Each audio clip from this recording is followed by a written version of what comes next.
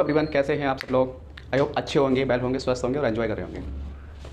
देखिए दोस्तों, ये कुछ हमने डायरेक्ट इनडायरेक्ट के बारे में बताया था, कुछ वीडियो हमने वहाँ बनाई थी। तो डायरेक्ट देखिए, नरेशन होता क्या है वास्तविक में। नरेशन एक स्पीच होती है जो एक डायरेक्ट वे में कही जाती है, एक इनडायरेक्ट वे में। डायरेक्ट वे का मतलब होता है जो स्पीकर होता है वो अपने अपने शब्द खुद बोलता है, ठीक है। जैसे ही, ये क्या है अपने आप में, यहाँ एक स्पीकर है, ये ही क्या है, इस रिपोर्टिंग, देखिए इसको बोलते हैं हम रिपोर्टिंग वर्ब कंप्लीट, ठीक है। इसके बोलते हैं हम रिपोर्टेड स्पीच, रिपोर्टेड स्पीच, इसके बोलते हैं हम रिपोर्टिंग वर्ब। ये रिपोर्टिंग वर्ब का एक स्पीकर होता है, ओके। और ये जो होता है मी, जिसके बारे में बोलता है, ये होता है इसका लिसनर, ये सुनता है इसकी बात को, ठीक है। अब ये क्या होती है, रिपोर्टिंग वर्ब, ये होती है हमारी रिपोर्टिंग वर्ब होती है। ये रिपोर्टेड स्पीच होती है, मैंने आपको बता दी। यानी कि जो ये स्पीकर है ये अपनी बात यहाँ पे खुद बोलता है। यहाँ लिखा मैंने speakers words are quoted. Quoted का मतलब होता है जो हमारे कोड बोली गई है, ठीक है, जो वर्ड हमने बोले हैं। अब इनडायरेक्ट क्या होता है, इनडायरेक्ट होता है स्पीकर्स जो होता है कुछ वर्ड्स को आर मैनिपुलेटेड कर देता है। मैनिपुलेटेड का मतलब क्या होता है, उसमें कुछ ना कुछ चेंजेस कर देता है। चेंजेस क्या होते हैं, जैसे देखिए ट्रांसफॉर्मेशन, एक टॉपिक पढ़ा होगा आपने, ट्रांसफॉर्मेशन। ट्रांसफॉर्मेशन का मतलब होता है मेरे प्यारे साथियों कि हमारा सेंटेंस का स्ट्रक्चर जो चेंज हो जाए, स्ट्रक्चर चेंज हो जाए, लेकिन उसका मीनिंग चेंज नहीं होना चाहिए। सेंटेंस का स्ट्रक्चर चेंज हो जाए लेकिन मीनिंग चेंज नहीं होना चाहिए। अब जैसे देखिए ये सेंटेंस दिया गया है, मैं आपसे कहूँ कि इसका इनडायरेक्ट बना दीजिए। ये क्या है, इस टाइम हमारा डायरेक्ट वे में है, तो इसका हम अगर इनडायरेक्ट बनाएंगे तो कैसे बनेगा, he told me, comma immediate comma की जगह लगाएंगे हम दैट। आई को चेंज करेंगे ही के अकॉर्डिंग, क्या हो जाएगा ही। इस एम आर को बाज या बर में चेंज करते हैं जब ये पास्ट में होता है, तो क्या हो जाएगा यहाँ पर बाज लेट, ओके। तो ये क्या हो गया हमारा इनडायरेक्ट स्पीच में हो गया है। तो दोस्तों देखिए, ये जो रिपोर्टिंग यानी कि ये जो रिपोर्टिंग वर्ब है, इसको चेंज करने में प्रॉब्लम आती है सबसे पहले, ठीक है। तो इसको चेंज करने का भी रूल समझाता हूँ मैं, लेकिन इससे पहले मैं आपको ये समझाना चाहता हूँ, यानी कि ये जो स्पीच है हमारी रिपोर्टेड स्पीच है, ये कितने प्रकार की हो सकती है। तो यहाँ नोट कर लेंगे साइड में।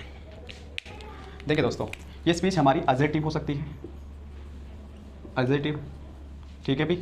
ये स्पीच हमारी इंट्रोगेटिव हो सकती है।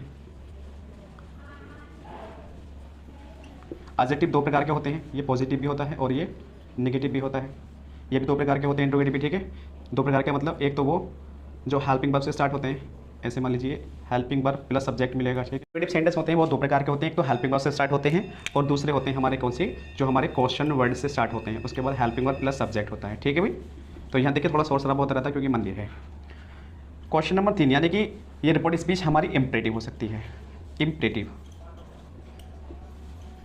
चौथा एक्सक्लेमेटरी हो सकती है, और पांचवा हमारा ऑप्टेटिव हो सकती है, ठीक है भाई। इस चीज़ का आपको ध्यान रखना है। अब ये स्पीच बस इससे ज़्यादा कोई सी भी, मतलब ये 5 प्रकार की स्पीच हो सकती है, इससे ज़्यादा कुछ नहीं होगा। यानी कि आपसे कोई पूछे सेंटेंस कितने प्रकार के होते हैं, तो मेरे प्यारे साथियों आपको बताना 5 प्रकार के होते हैं। कौन कौन से होते हैं, एडजेक्टिव, इंट्रोगेटिव, इम्परेटिव, एक्सक्लेमेटरी और ऑप्टेटिव। यानी कि ये जो सेंटेंस मिलेगा पूरे डायरेक्ट इंडायरेक्ट में, ये वाला, ये जो पार्ट मिलेगा हमें, इन 4-5 में से कोई सा भी मिल सकता है। अब हम इस पे सीखेंगे एडजेक्टिव को। तो एडजेक्टिव में हमें क्या सीखना, देखिए एडजेक्टिव के कंजक्शंस क्या होते हैं, यानी कि कॉमा, इम्बेडेड कॉमा की जगह हम क्या रखेंगे यहाँ पर, है ना। और इसमें सेड या सेड टू या सेज टू जो वर्ब आएगी उसको किस चीज़ में चेंज करना है। फिर इंट्रोगेटिव आएगी तो उसके रूल अलग होंगे बिल्कुल, ठीक है। सब चीज़ के अलग अलग कंजक्शंस अलग चेंज हो जाएंगे, यानी कि सेड ये जो वर्ब है हमारी रिपोर्टिंग वर्ब, ये अलग चेंज हो जाएगी, ठीक है। फिर ये टेंस चेंज होंगे, इसके रूल अभी लिखाता हूँ मैं, ये कैसे चेंज होंगे इसी के बारे में मैं आ रहा हूँ अब, ठीक है। तो यानी कि मैं अभी आपको सिखा रहा हूँ कि रिपोर्टिंग स्पीच है हमारी, ये 5 प्रकार की हो सकती है। चलो इतनी बात समझ में आई, तो आगे बढ़ते हैं। अब देखिए क्या होता है, इसको भी हम इरेज करते हैं। अब ये जो वर्ब है ना, ये रिपोर्टिंग वर्ब, इसी के बारे में काम कर लेते हैं। यानी कि अगर ये रिपोर्टिंग वर्ब हमारी पास्ट में है, किस में है, पास्ट टेंस में है, या ऐसे मान लीजिए रिपोर्टिंग वर्ब के बारे में बात कर रहे हैं हम, ठीक है। और यहाँ रिपोर्टेड स्पीच लिख लीजिए। देखिए अगर हमारी रिपोर्टिंग वर्ब, यानी कि ये जो रिपोर्टिंग वर्ब है प्रेजेंट या फ्यूचर में है, प्रेजेंट या फ्यूचर में है, तो रिपोर्टेड स्पीच का टेंस नो चेंज होगा, नो चेंज होगा भाई, इस बात को ध्यान रखना है, ठीक है। जब अगर रिपोर्टिंग वर्ब हमारी प्रेजेंट या फ्यूचर में है तो रिपोर्टेड स्पीच का टेंस नो चेंज होगा। अगर ये हमारी पास्ट में है, किस में है, पास्ट में है, तो ये चेंज होगा, ये चेंज होगा। और कैसे होगा ये देखना है। देखिए अब यहाँ से थोड़ा अच्छे तरीके से समझना है आपको, ओके। यदि रिपोर्टिंग वर्ब ये वाला पार्ट है हमारा, ठीक है, पास्ट में है, ये वाला पार्ट ऑलरेडी पास्ट में है, और ये वाला जो पार्ट है हमारा, यानी कि अगर ये हमारी पास्ट में है रिपोर्टिंग वर्ब, तो ये वाला पार्ट हमारा अगर प्रेजेंट इंडेफिनिट में है, किस में है, प्रेजेंट इंडेफिनिट में है, तो ये हमारा पास्ट इंडेफिनिट में चेंज हो जाएगा, पास्ट इंडेफिनिट में चेंज हो जाएगा। अगर ये वाला पार्ट हमारा प्रेजेंट कॉन्टीन्यूस में है तो ये हमारा पास्ट कॉन्टीन्यूस में चेंज हो जाएगा। ठीक है भी दोस्तों।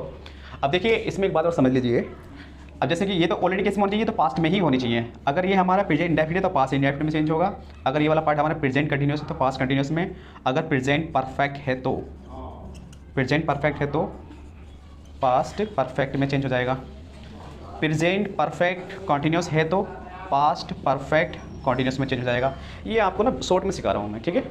और अगर यही वाला हिस्सा अगर ये पास्ट इंडेफिनिट में हुआ, किस में, यहाँ थोड़ा पूरा लिख लेते हैं, पास्ट इंडेफिनिट में हुआ तो ये पास्ट इंडेफिनिट में ऑलरेडी है तो ये और ज़्यादा पास्ट में चला जाएगा, यानी कि पास्ट परफेक्ट में चला जाएगा, पास्ट परफेक्ट में चला जाएगा। ओके। अगर यहाँ पे होता है पास्ट कॉन्टीन्यूस तो ये हमारा पास्ट परफेक्ट कॉन्टीन्यूस में चला जाएगा। ठीक है भाई। इसके आगे थोड़ा सा यहाँ लिखा रहा हूँ, ये वाला पार्ट अगर हमारा पास्ट परफेक्ट हुआ तो पास्ट परफेक्ट हुआ तो इसमें नो चेंज करना, क्योंकि इससे ज़्यादा कोई भी पास्ट परफेक्ट और ज़्यादा पास्ट परफेक्ट नहीं होता है। ठीक है, क्योंकि ये अपने आप में मोर परफेक्ट है।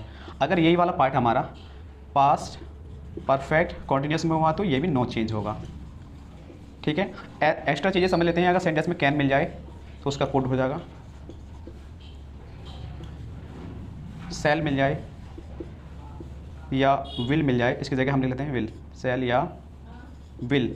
उससे बस इस चीज़ का ध्यान रखना है आपको, ये चीज़ हमेशा वुड में ही चेंज होगा, शुड में चेंज नहीं होगा। ठीक है। बिल हो या शुड हो, सेल हो, दोनों को वुड में ही चेंज करना है। ये बहुत ज़्यादा पूछा जाता है क्वेश्चन कंपटीशन में, तो आपको इसका ध्यान रखना है, शुड मत कर देना है इसका। ओके दोस्तों। ऐसी मे है तो अगर मे है तो माइट हो जाएगा भी इसका। ठीक है। ये चीज़ें ऐसी होती हैं। लेकिन ऑलरेडी अगर मैं आपसे पूछूं ऑलरेडी अगर कुड मिल जाए तो भाई ये तो ऑलरेडी पास्ट में है ना, तो ये तो कुड का कुड ही रहेगा, इसमें कोई चेंजेस नहीं करना है। ठीक है। ये चीज़ें होती हैं। आई होप ये चीज़ें आपको समझ में आई होंगी, तो आप इनको नोट कर सकते हैं। इसका एक दूसरा वे भी मैं आपको बताऊंगा। दूसरा वे क्या है, जिस बच्चों से सेंटेंस ही नहीं आते हैं, जिस बच्चों से हमारे सेंटेंस ही पहचानने नहीं आते हैं, तो कैसे करेंगे बताइए। आपके सामने यहाँ लिखा है कि अगर ये पार्ट हमारा प्रेजेंट इंडेफिनिट है तो पास्ट इंडेफिनिट में चेंज हो जाएगा, कंटिन्यूस है तो पास्ट कंटिन्यूस में चेंज हो जाएगा। ये तो टेंस की पहचान होनी चाहिए आपको। ठीक है। अगर टेंस की पहचान नहीं है तो मेरे पास एक दूसरा वे भी होता है जो बच्चों को जिससे टेंस पहचाने नहीं आते हैं तो आसानी से वो भी सीख सकते हैं। जैसे मैं आपको बताऊँ प्रेजेंट इंडेफिनिट की इसकी बात बताऊँ, देखिए मेरे प्यारे साथियों, इसकी बात ये होगी अगर ये वाला पार्ट हमारा प्रेजेंट इंडेफिनिट में है, यानी कि तो उसमें क्या होगा, वर्ब की फर्स्ट फॉर्म या वर्ब की फर्स्ट फॉर्म में एस या ई एस मिलेगा, तो उसे हमेशा वर्ब की सेकंड फॉर्म में चेंज करेंगे हम। बात समझ में आ गई। देखिए इसको इरेज कर देता हूँ पहले मैं।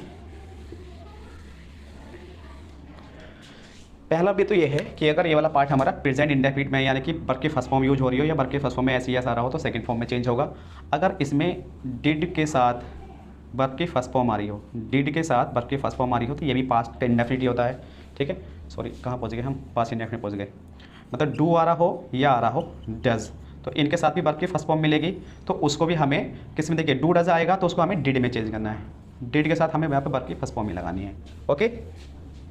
दूसरी कंडीशन है जहाँ हमें इज़ एम या आर मिल जाएगा तो इसे हम वाज या बर में चेंज करेंगे भाई।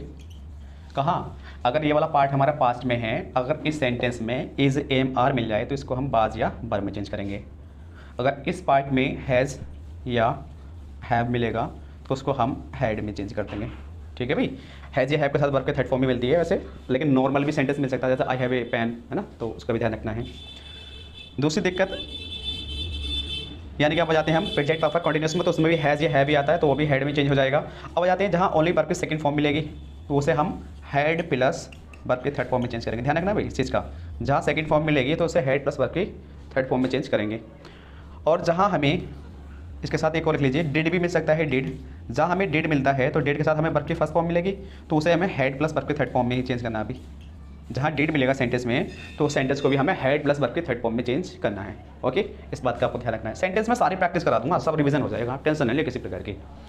अगर सेंटेंस में इस वाले पार्ट में ऑलरेडी अगर बाद मिल जाए या मिल जाए वर्ब तो मेरे प्यारे साथियों इसको हम चेंज करते हैं हैड बीन में, हैड बीन में। ठीक है। अब जैसे ऑलरेडी हेड मिल जाए तो ऑलरेडी हेड का हेड ही रहेगा। ठीक है। इसमें कोई चेंजेस नहीं करना है, इसमें कोई चेंजेस नहीं करना है, नो चेंज। ये दोस्तों ये थे हमारे चेंजेस के रूल। बस अब हमें क्या करना है, इसी पे प्रैक्टिस करनी है, छप के प्रैक्टिस कर लेंगे। अब देखिए तुम्हारे सामने कुछ एग्जाम्पल्स लिखाऊंगा मैं, आपको उनको ट्रांसलेट करना है।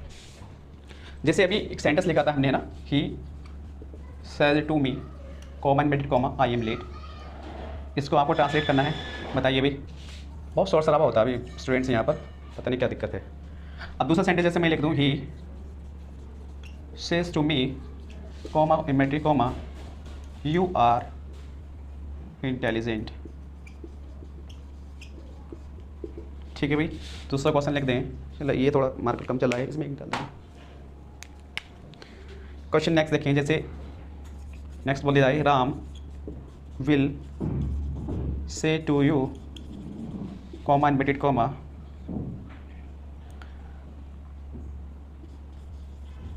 दे हैव डन देयर वर्क।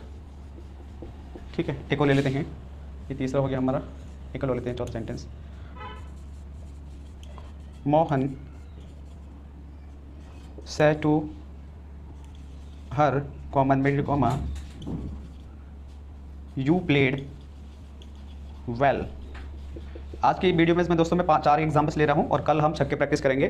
तो अभी जो मैंने चीज़ बताई थी आपको, ये वाली स्पीच जो है ना सारी अजर्टिव ले रहा हूँ मैं, अजर्टिव।